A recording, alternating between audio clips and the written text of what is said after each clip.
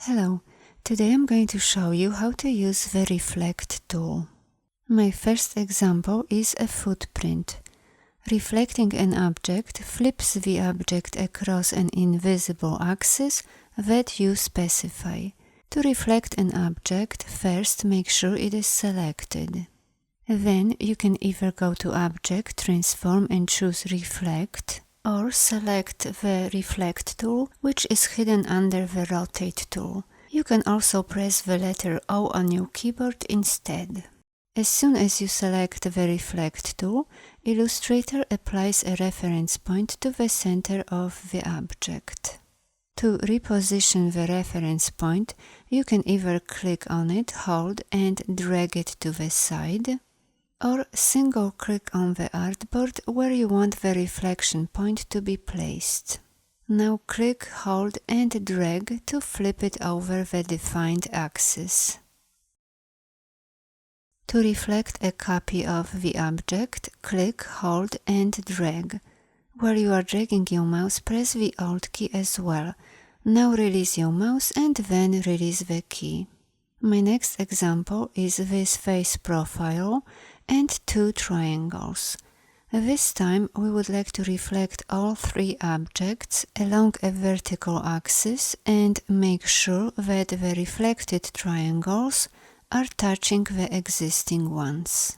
To do that, first select everything, then press the letter O for the Reflect tool and holding down the Alt key, click on the top anchor point to set the reflection point. Notice that Illustrator automatically applies the previously used values. To reflect our object vertically, select the vertical axis and then click Copy. My last example is this text that we are going to reflect horizontally. First select the text and then press the letter O for the Reflect tool. Notice that Illustrator automatically applies the reference point to the baseline of our text. Now press the Enter button on your keyboard to open the dialog box. And like before, Illustrator applied the previously used values, which was the vertical axis. You can see part of our text in the upper left corner. Because we would like to reflect it to the bottom, we are going to choose the horizontal axis. And of course, you could add this reflection effect. If you would like to learn how to do this, please see my previous tutorial. I include a link to it at the end of this video and in the description below.